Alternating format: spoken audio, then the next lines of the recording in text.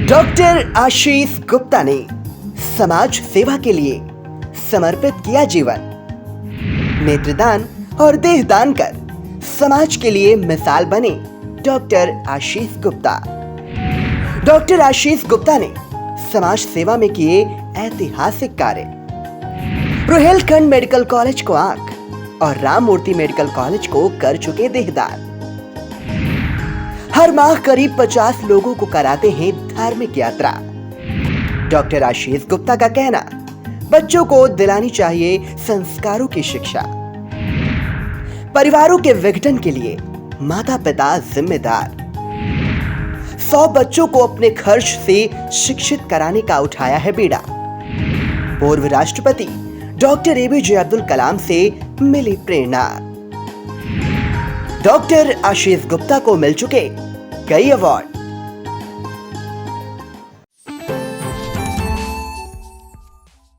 UP की खबरों का कल तक क्यों करें इंतजार?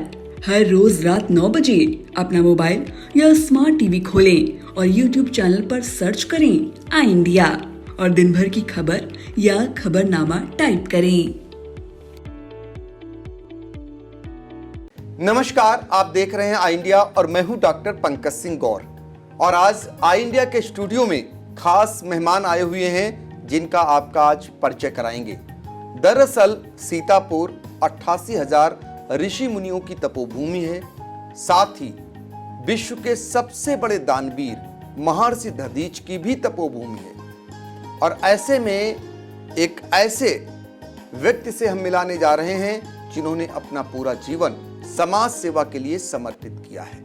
अब अपना पूरा शरीर भी समाज के लिए समर्पित कर चुके हैं। जी हाँ, आपका नाम है डॉक्टर आशीष गुप्ता। सर, आपका बहुत बहुत स्वागत है। आगे परिचय कराएंगे, आपसे ही जानेंगे, लेकिन आप एक विश्वविद्यालय के कुलपति भी हैं और साथ ही समाज सेवा के क्षेत्र में आपने कई ऐसे अनूठे कार्य किए हैं जिसको लेकर समाज के लोग प्रेरणा भी ले सकते हैं। तो चलिए आपसे मिलाते हैं और आपके नेक कार्यों को भी जानते हैं, क्योंकि जिनके कार्यों पर समाज आज स्थापित है, चल रहा है, ऐसे लोगों के लिए हम आप मिलकर ही सराहना कर सकते हैं ताकि दूसरा भी कोई आपसे अनुसरण करे और अनुसरण करके आगे बढ़े, जिससे कि समाज आगे बढ़ सके।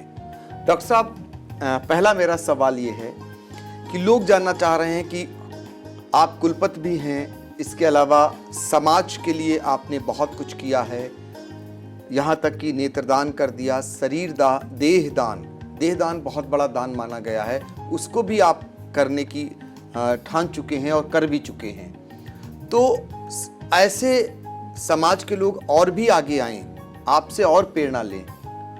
कहाँ से आप में ये प्रेरणा जगी और कब से आप समाज सेवा के प्रति समर्पित हुए? बहुत बहुत धन्यवाद डॉक्टर साहब। चूँकि ये नैमिष क्षेत्र में मैं बैठा हुआ हूँ और ये मेरे लिए सौभाग्य की बात है कि आज आपके आई इंडिया स्टूडियो में आने का मुझे सौभाग्य प्राप्त हुआ है। इसके लिए हृदय से अभिनंदन और वंदन आपका। मेरी पूरी शिक्षा दीक्षा नैमिष की है। नैमिष में जो ब्रह्मचारी आश्रम है वही मेरी शिक्षा हुई है। परम पूज्य प्रातः स्मरणीय परम वंदनीय स्वामी दयानंद सरस्वती जी महाराज हुआ करते थे, उनका मैं कृपा पात्र शिष्य रहा हूँ। और मैंने अब तक 2 ही गुरुओं को सर्वोच्च स्थान दिया है, एक कृपात्री जी महाराज को और दूसरा दयानंद स्वामी को। मेरी जो धर्म के क्षेत्र में, अध्यात्म के क्षेत्र में की जो यात्रा है वो इन्हीं दोनों सदगुरु और मेरे पूज्य माता जी, पूज्य पिताजी के आशीर्वचन और उनके डीएनए के रूप में जो मुझे वंशागत मुझे मिला है उसी के अनुरूप में चल रहा हूँ। आदरणीय डॉक्टर साहब, व्यक्ति के साथ केवल उसके कर्म जाएंगे। मुझे लगता है व्यक्ति को अच्छे, सुंदर, आध्यात्मिक, धार्मिक के साथ सामाजिक कर्म करना चाहिए, क्योंकि न जीवन का भरोसा है न भौतिक जगत का भरोसा है। जी। अनंत जन्मों की यात्रा रही है और पता नहीं आने वाले जन्मों में क्या होगा। जो कुछ लिया यहीं पर लिया, यहीं पर रहेगा, यहीं पर समाप्त हो जाएगा। हमारे साथ केवल हमारे कर्म जाएंगे। तो मुझे लगता है कि जो मैंने किया है वो प्रत्येक मनुष्य को करना चाहिए। मैंने अपने बॉडी के सारे पार्ट, सारे ऑर्गन्स डोनेट किए हैं। अपनी आंखें दोनों डोनेट की हैं। इवन मैंने जो रोहेलखंड विश्वविद्यालय है बरेली में, रोहेलखंड मेडिकल कॉलेज, उसी को दिया है। और राम मूर्ति मेडिकल कॉलेज को मैंने अपनी दोनों आंखें दी हैं। पूरा सर्टिफिकेट रिटर्न में मेरे पास है वहाँ का। डॉक्टर साहब, मैं आपको बताना चाहता हूं कि जब मैंने जो एक आंख एक व्यक्ति को दी जाए, मैंने रिटर्न में दिया है, दूसरी आंख दूसरे व्यक्ति को दिया जाए, एक गुर्दा एक व्यक्ति को दिया जाए, दूसरा गुर्दा दूसरे व्यक्ति को दिया जाए, एक ही व्यक्ति को सारी चीज़ें न दी जाएं। मैं चाहता हूं जो मैंने किया वो सब करें।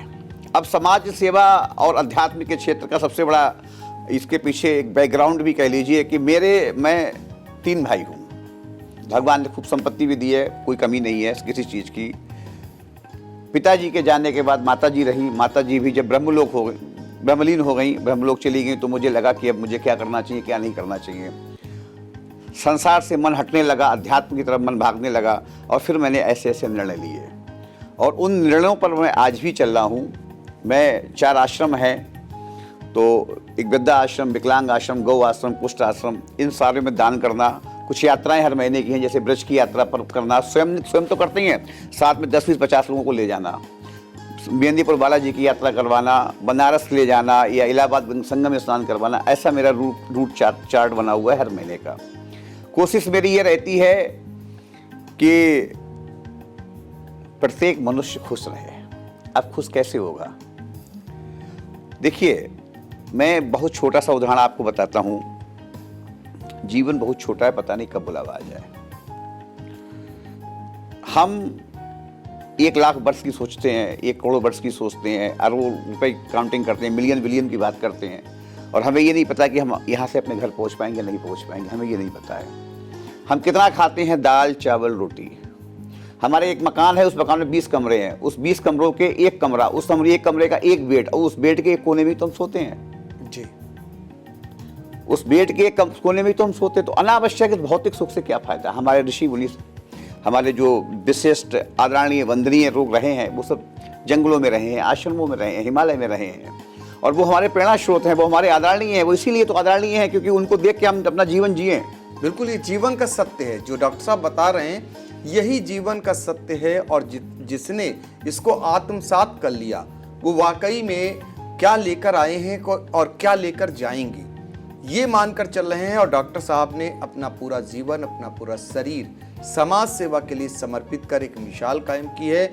चूंकि नारदानंद आश्रम की आपकी शिक्षा दीक्षा है, तो संस्कार आने ही हैं, और उन्हीं संस्कार की बदौलत आज समाज को वो बहुत कुछ देने का मादा भी पाले हुए हैं और करते भी आ रहे हैं। डॉक्टर साहब, आपने बताया कि नैमिषारण्य में आपकी शिक्षा दीक्षा हुई, आप कुलपति भी हैं।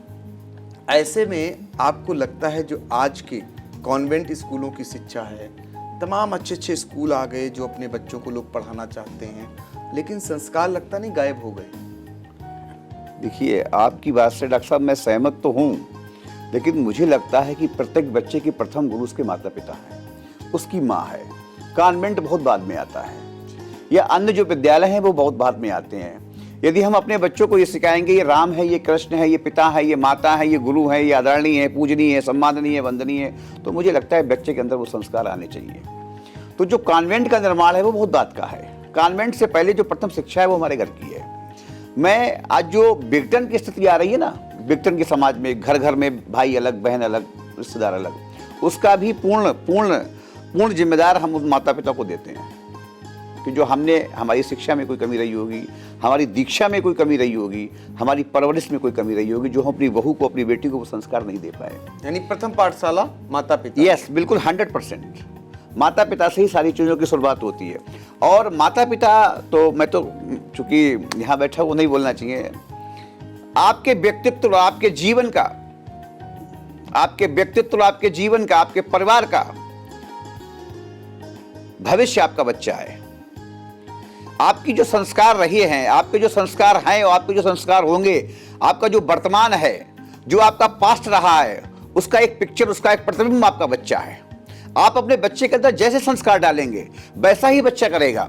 मैंने बहुत सारे, देखिए प्रहलाद की बात करते हैं हम, ध्रुव की बात करते हैं हम।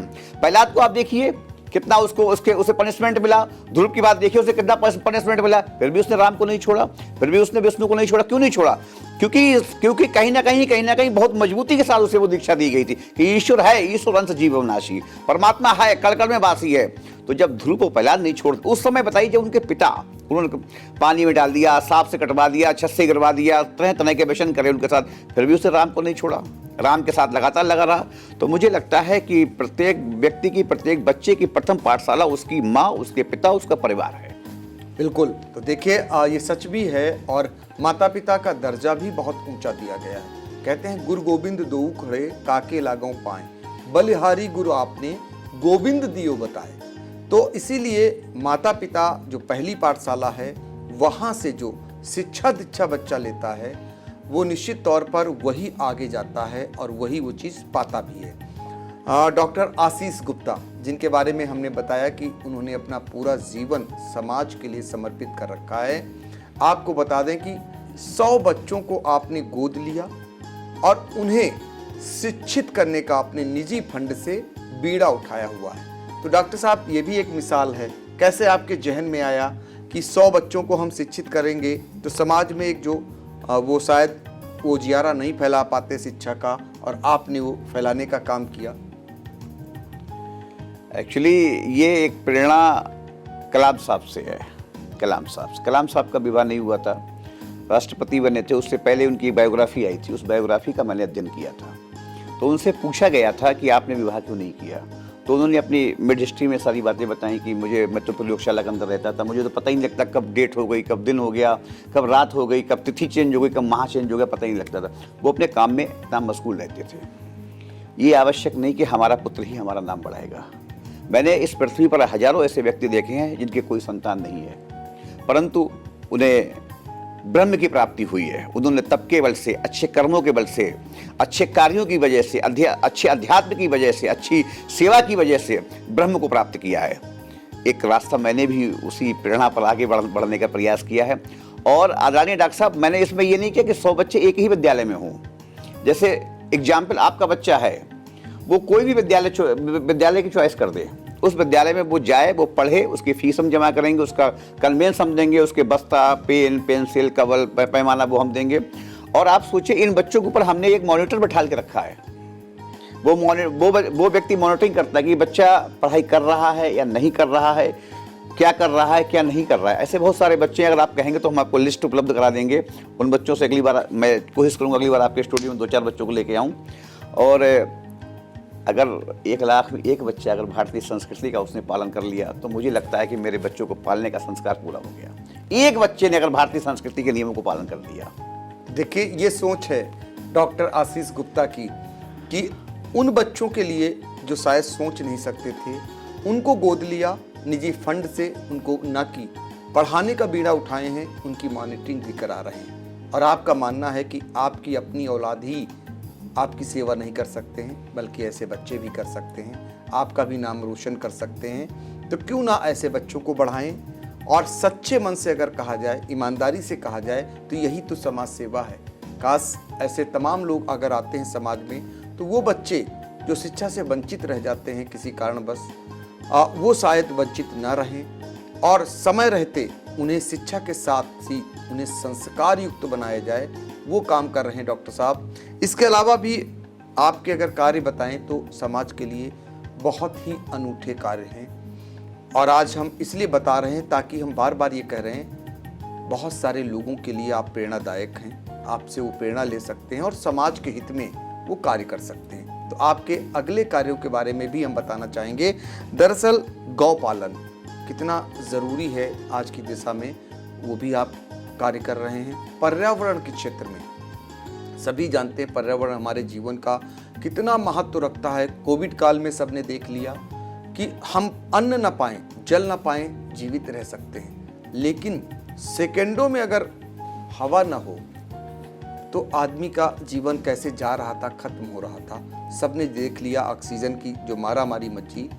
तो ऐसे में पर्यावरण को बढ़ाए जाने की बहुत ही महती आवश्यकता है, उस दिशा में भी आप कार्य कर रहे हैं। इसके अलावा हस्तशिल्प, ये ऐसा कार्य है जब हम अपने देश के उत्पाद को आगे बढ़ाते हैं, जो हमारी पहचान रही है, उस दिशा में भी आप कार्य कर रहे हैं। और बालिका एवं महिला सशक्तिकरण, जिसको बढ़ाने की बहुत ही आवश्यकता है। और आप जैसे लोग जब इस दिशा में कार्य करते हैं, तभी आज कहा जा रहा है कि हमारी बेटियां अब किसी भी बालक से पीछे नहीं है। और ये तभी संभव है जब हम बालिकाओं को आगे बढ़ाने का काम करते हैं, बच्चों से उनको किसी मायने में पीछे नहीं मानते हैं। उस दिशा में भी डॉक्टर साहब ने काम किया।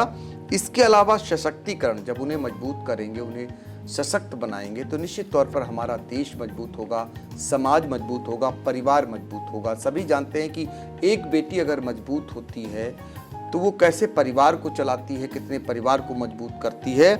और उपभोक्ता संरक्षण, दहेज रहित विवाह कानून बनने के बाद भी ये किसी से छिपा नहीं है कि आज भी दहेज के दानों आए दिन कोई न कोई घटना कर बैठते हैं। ऐसे में दहेज रहित विवाह कराना, उस बेटी को ब्याह कराना जो दहेज के कारण वंचित रह जाती है, दंश झेलती है, उस दिशा में भी आपका कार्य एक अनूठा है, सराहनीय है। तो डॉक्टर साहब, ये कुछ कार्य जो हमने आपके बारे में जाना और पढ़ा, वो मेरे सामने आया। तो ये सब ऐसा कैसे संभव है? आप इतनी जिम्मेदारियों का निर्वहन वही उठा सकता है जो समाज के प्रति हमेशा समर्पित रहता हो। 2014 में कुंभ की त्रासदी हुई थी। उस कुंभ की त्रासदी में मैं वहाँ गया था, केदारनाथ। एक गांव में मैं पहुंचा। अक्सर एक प्रथा हमारे यहाँ, भारतीय प्रथा है कि जब कोई व्यक्ति खत्म हो जाता है तो उसके घर में पड़ोसी लोग, रिश्तेदार लोग, नाते लोग भोजन भेजते हैं। 10 दिन तक भोजन या 5 दिन तक भोजन भेजा जाता है, ऐसी प्रथा है। मैं वहाँ पहुँचा। एक महिला, उसका पति पानी में चला गया था, छोटा सा छप्पर टाइप का उसका मकान था। ये मेरी आप देखी घटना बता रहा हूँ मैं आपको। हृदय कैसे चेंज होता है, परिवर्तित कैसे होता है, भाव कैसे चेंज होते हैं। उसका बड़ा बेटा बीमारी की वजह से मर गया। अड़ोस पड़ोस से थोड़ी सब्जी आई होगी। मैं जिस दिन पहुंचा था वहां पर, तो उसका जो छोटा, उस महिला का जो छोटा बेटा था वो बहुत बीमार था। मैंने जो मेरे पास आर्थिक सहायता थी, सामाजिक सहायता थी, या जो मैं सामान ले गया था, मैंने उस परिवार को दिया। एक दिन बाद फिर मैं दोबारा वहां पहुंचा, तो इतने पैसे उनके पास नहीं थे कि वो अपने बेटे का इलाज करा सके, वो महिला। तो जब घर में पूड़ी उड़ी आई तो छोटी बच्ची थी 6-7 साल की, उनकी छोटी बेटी। वो छोटी बेटी को ये पता था कि जब भैया खत्म हो गए तो पुड़ी आई है। कितना मार्मिक प्रसंग है ये, भैया खत्म हो गए हैं तो पुड़ी आई है। तो मैंने अपनी कानों से सुना है, वो लड़की अपनी माँ से कह रही है, अम्मा अम्मा जो घर को भैया कब मरी है, अम्मा जो घर को भैया कब मरी है, कब हम पुड़ी खाइए, कब पुड़ी आई है। सोचिए, इस घटना ने मुझे हिला दिया, झकझोर दिया डॉक्टर साहब। मैं हिल गया। महीनों तक ये शब्द उस बच्चे के मेरे दिमाग में चलते रहे, महीनों। उसके बाद में फिर तो मैंने एक प्रण ले लिया कि मेरे पास जो कुछ भी है वो प्रभु का है। नर रूपी नारायण की सेवा करना ही मेरा मुख्य और प्रथम कर्तव्य है। आज भी सुबह 4:30 बजे मैं उठता हूँ, उससे लेकर रात के 9 बजे तक की जो भी दिनचर्या है वो 80% समाज को समर्पित है। प्रशासनिक कार्य हैं, सामाजिक कार्य हैं, राजनीतिक कार्य हैं, सबका निर्वहन करते हुए एक विश्वविद्यालय ने मुझे अपना कुलपति बना दिया, सुकरात विश्वविद्यालय ने। उस विश्वविद्यालय के भी सारे कार्यों का संपादन करता हूँ। और एक नियम निकाल दिया है हमने अपने विश्वविद्यालय में, जो भी हमारे यहाँ लोग हैं 30% अपनी सैलरी का वेतन वो ऐसे लोगों को देंगे, 30%। और जो स्टूडेंट्स हैं हमारे यहाँ, अच्छे लोग जो हैं, अच्छे बच्चे हैं, उनका जो हमारा जो एडमिशन फार्म है उसमें लिखा हुआ है कि 10% आप डोनेट करेंगे। तो एक प्रथा डालने का प्रयास कर रहा हूँ डॉक्टर साहब मैं, कि प्रत्येक व्यक्ति 10%, 5%, 2%, जिसकी जो कैपेसिटी हो। यदि आपके पास 10 रुपये तो आप 1 रुपये दे दो, हम 2 रुपये लिए नहीं करें, 50 पैसे दे दो, लेकिन 2, जिससे नर रूपी नारायण की सेवा हो, समाज की सेवा हो। और डॉक्टर साहब प्रत्येक व्यक्ति को ये करना चाहिए। और बहुत अभी एक छोटा सा, मैं अभी अहमदाबाद गया था, वहाँ एक लोग मिले थे मुझे। मैंने तो बहुत पाप किए हैं, मैंने तो ये किया है, मेरा तो बिल्कुल पूजा मन नहीं लगता है। तो मैंने उन्हें समझाया कि भगवान बहुत दयालु है, ईश्वर बहुत दयालु है, ईश्वर आपके साथ है, आप क्यों परेशान हो रहे हैं, आप आज से सुधर जाइए। तो आप तो सुधरे हुए हैं। मैंने उन्हें समझाने का प्रयास किया, अपनी बातों में उन्हें लेने का प्रयास किया, उनका माइंड परिवर्तित हुआ।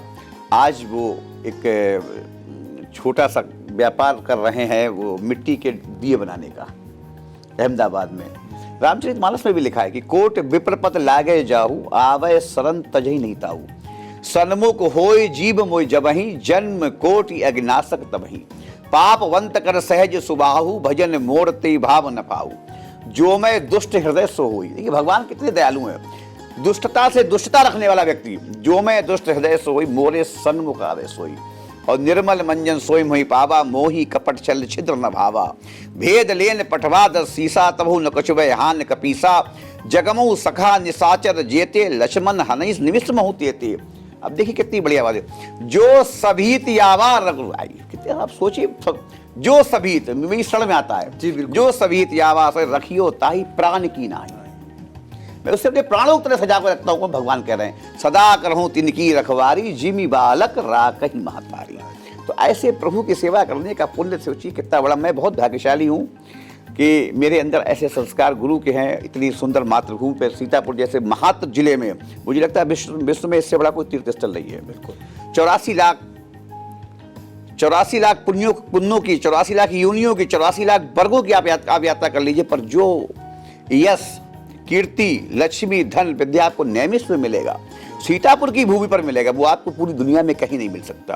क्योंकि सीतापुर की एक सबसे बड़ी विशेषता है, सीतापुर जिले की ये नैमिष क्षेत्र की विशेषता, यहाँ 4 गुना मिलता है। पुण्य का 4 गुना और पाप का 4 गुना। हम यहाँ पुण्य करेंगे तो हमें 4 गुना मिलेगा और पाप करेंगे तो 4 गुना मिलेगा। हमारे जो पितामह हैं, हमारे जो पूर्व पिता हैं, उन्होंने भी एक ही पुत्र मांगा था, लेकिन हुई है जाए 4 सुर पूपा, 4 पुत्र हुए उन्हें। रामचरितमानस में उल्लेख भी है, उल्लेख है तीरथ वर नैमिष विख्यात था, अति पुनीत साधन सिद्धाता। तीर्थ बर, देखिए तीर्थों बर है नैमिष आपका बर है। बिल्कुल। तो ऐसी जगह मुझे डॉक्टर साहब रहने का सौभाग्य मिला है। और मैं आपके आई इंडिया माध्यम चैनल के माध्यम से और आपकी उपस्थिति में, चूंकि आपका बहुत नाम है, पूरी दुनिया में आपका नाम है डॉक्टर साहब, आप मुझे आज स्टूडियो बुलाए हैं। मैं आपके माध्यम से, आपके इस चैनल के माध्यम से, आपके इस इलेक्ट्रॉनिक मीडिया के माध्यम पूरी दुनिया से मैं ये अनुरोध करना चाहता हूं कि आप भी पुण्य करिए। आपके साथ केवल आपके पुण्य जाएंगे। नाहित को सुख दुख कर दाता, निजकृत कर्म भोग सब भ्राता। ना ही कोई किसी को सुख देता है, ना ही कोई किसी को दुख देता है। हर आदमी अपने कर्मों के भाग से सुखी है, हर आदमी अपने कर्मों के भाग से दुखी है। इसलिए अच्छे कर्म करिए, नर रूपी नारायण की सेवा करिए, समाज की जो आप कर पाए, जो कर पाए। हम ये नहीं करेंगे आप सुबह शाम तक, जो minute 2 minute 5 minute 7 minute 10 minute जो आपको मिले उसमें आप सेवा करिए, अच्छे कर्म करिए। और ये सीख है, चूंकि दरअसल जिस धरती से आपकी शिक्षा दीक्षा हुई है वो संस्कार भी झलक रहे हैं। नैमिष जैसी पावन तपोभूमि में आपने शुरुआती शिक्षा ली है, तो वो संस्कार आपकी बातचीत में भी झलकता है।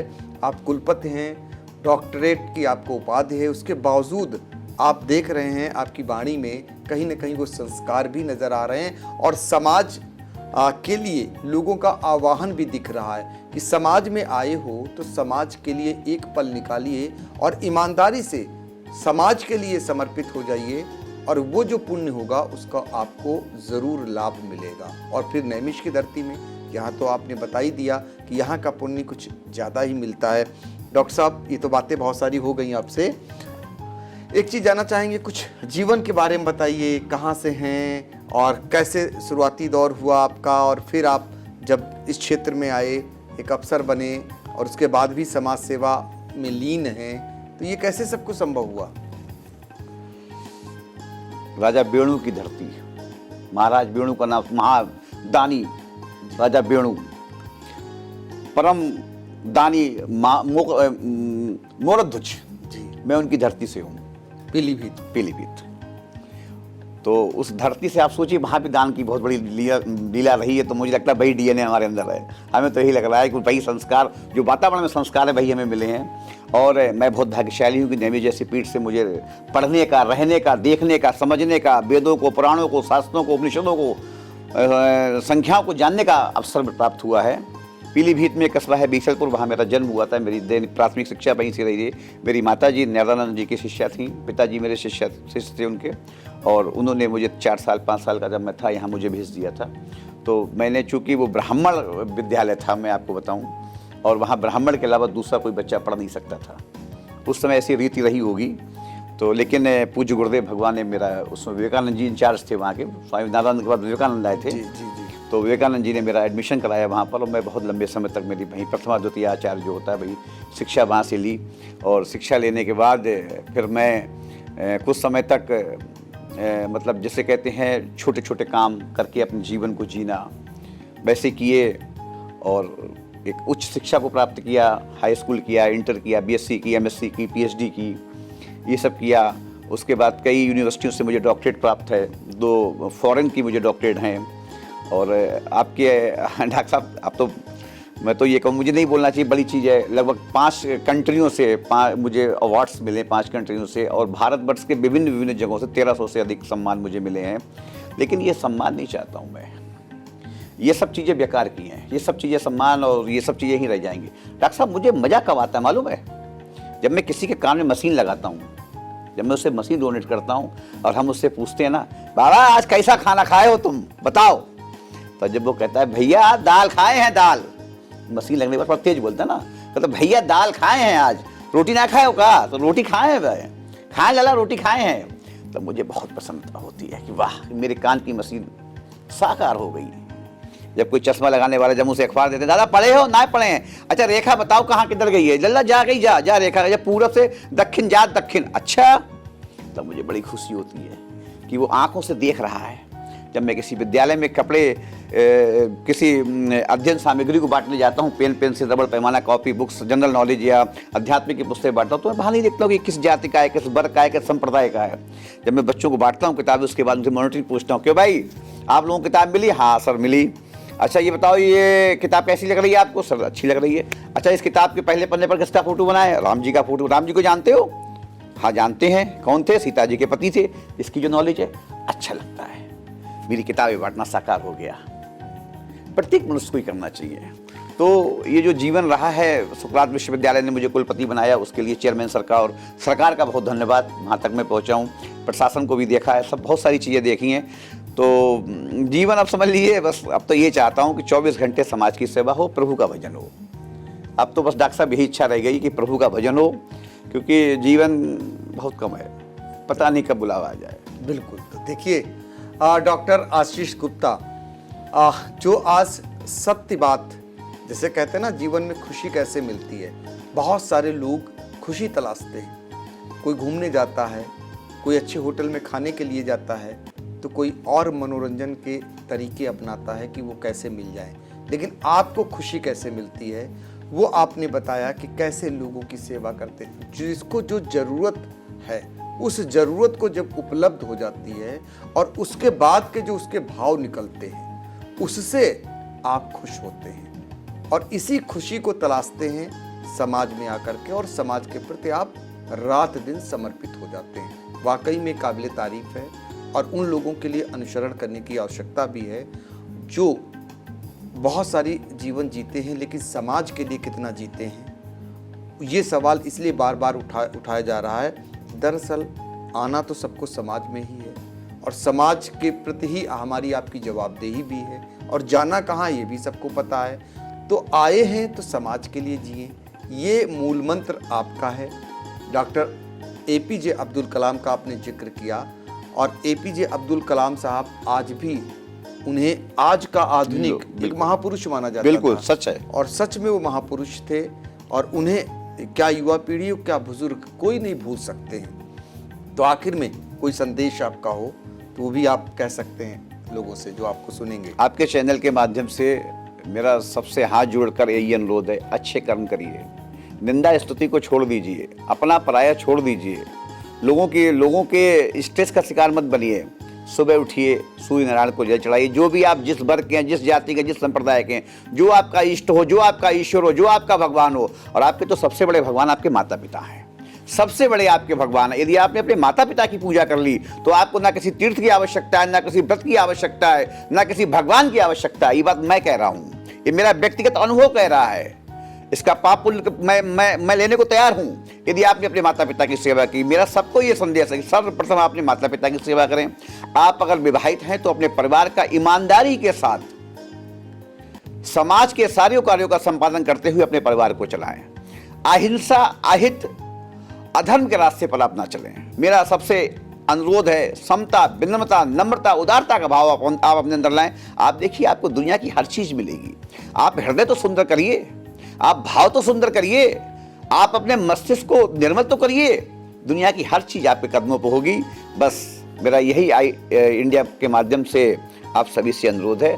जी डॉक्टर साहब। बिल्कुल। डॉक्टर आशीष गुप्ता जो आपसे अपील भी कर रहे हैं, दरअसल हमने पहले भी बताया आपको कि आपने अपना पूरा जीवन समाज सेवा के लिए समर्पित कर रखा है, शरीर भी समाज के लिए समर्पित कर दिया है, क्योंकि उन्हें सत्य पता है कि ये शरीर किसके काम आने वाला है, और उस शरीर को भी जो है अभी से उन्होंने उनके लिए समर्पित कर दिया है, जिनकी आवश्यकता भविष्य में रहेगी। तो वाकई में आप समाज के लिए एक प्रेरणा स्रोत भी हैं, और एक हमारी तरफ से आप पूजनीय भी हैं। आपको बार बार नमस्कार, और सर अपेक्षा करेंगे अगली बार जब भी आएंगे फिर से एक बार हम लोग कुछ नया करने की कोशिश करेंगे। बिल्कुल, बहुत बहुत धन्यवाद सर। प्रणाम।